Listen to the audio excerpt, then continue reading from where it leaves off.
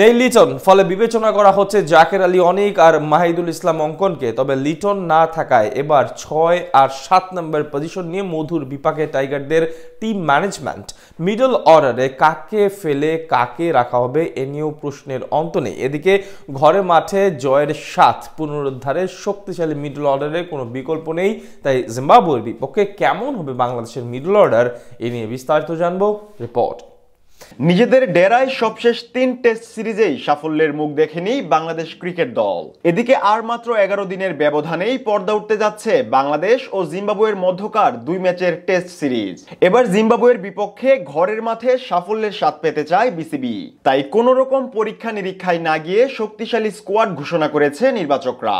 তবে পিএসএল খেলতে লিটনের পাকিস্তান যাওয়ায় এবার মিডল অর্ডার নিয়ে মধুর সমস্যায় পড়তে পারে টাইগাররা। অন্যদিকে আসন্ন এই সিরিজকে ঘিরে গেল দিন সকালেই নিজেদের পূর্ণ শক্তির স্কোয়াড সামনে এনেছে জিম্বাবুয়ে, যেখানে ফেরানো হয়েছে 2 তারকা ক্রিকেটার ক্রেইগ আরভিন ও শন উইলিয়ামসকে। এমনকি প্রত্যাবর্তন করানো হয়েছে ওয়েলিংটন মাসাকাজ্জাকেও।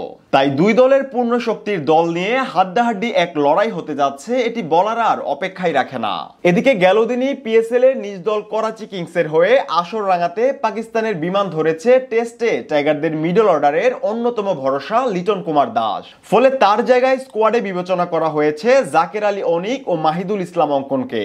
যদিও নির্বাচকরা বলছেন লিটন না থাকায় সৃষ্টি হয়েছে সুযোগ, তবে 6 এবং 7 নম্বর পজিশনের জন্য ব্যাটার বাছাই করতে গিয়ে কিছুটা বিপাকে পড়তে হতে পারে নির্বাচকদের। তাই জিম্বাবুয়ের বিপক্ষে কেমন হবে বাংলাদেশের মিডল অর্ডার, এ নিয়ে জল্পনার শেষ নেই টাইগার সমর্থকদের।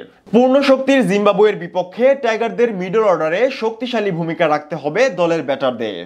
এক্ষেত্রে মিডল অর্ডারের শুরু অর্থাৎ 4 নম্বর পজিশনে দেখা যেতে পারে টাইগারদের টেস্ট বিশেষজ্ঞ ক্রিকেটার মুমিনুল হক সৌরভকে। দলের হয়ে এখন পর্যন্ত 69 ম্যাচ খেলা এই ক্রিকেটারের টেস্ট পরিসংখ্যানও নজরকাড়া। 13 সেঞ্চুরির পাশাপাশি নিজের নামের পাশে যুক্ত করেছেন 21টি অর্ধশতক হাঁকানোর কৃতিত্ব। তাই টেস্টে 4000 রানের এই মালিককে দিয়েই মিডল অর্ডারের শুরুটা টানতে চাইবে টাইগাররা। অন্যদিকে বাংলাদেশের টেস্ট ক্রিকেটে এযাবৎকালে সফল ক্রিকেটার বলা চলে মুশফিকুর রহিমকে। সাদা পোশাকে 94টি টেস্ট ম্যাচ খেলা এই ক্রিকেটারের ঝুলিতে রয়েছে 6000 রানের নজির। এছাড়া 11টি শতকের পাশাপাশি রয়েছে 27টি অর্ধশতকের কৃতিত্ব। তাই জিম্বাবুয়ের বিপক্ষে 5 নম্বর পজিশনে দেখা যেতে পারে দলের এই অভিজ্ঞ উইকেট কিপার ব্যাটারকে। তবে 6 নম্বর পজিশন নিয়ে তৈরি হতে পারে মধুর সমস্যা। সেক্ষেত্রে জাকের আলী অনিক ও মাহিদুল ইসলাম অঙ্কন এই 2 জনের যে কোনো একজনকে বিবেচনা করতে হতে পারে টিম ম্যানেজমেন্টকে। তবে পরিসংখ্যান বলছে এই দৌড়ে অনেকটাই এগিয়ে থাকবেন সবশেষ ক্যারিবীয় সফরের টেস্টে দুর্দান্ত পারফর্ম করা জাকের আলী অনিকই। তাছাড়া এখন পর্যন্ত 3 টেস্ট খেলা এই মিডল অর্ডার ব্যাটারের ঝুলিতে রয়েছে 3টি অর্ধশতকের নজির। এমনকি ব্যাটিং এভারেজও প্রায় 40-এর কাছাকাছি। তাই 6 নম্বর পজিশনে দলের হাল ধরতে বিবেচনায় থাকবেন তিনি। এরপর 7 নম্বর পজিশনে দেখা যেতে পারে দলের সহ অধিনায়ক অলরাউন্ডার মেহেদী হাসান মিরাজকে।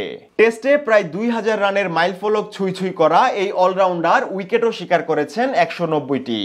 8 নম্বর পজিশনে স্বাভাবিকভাবেই জায়গা করে নিতে পারেন টেস্ট বিশেষজ্ঞ অর্থোডক্স বোলার তাইজুল ইসলাম।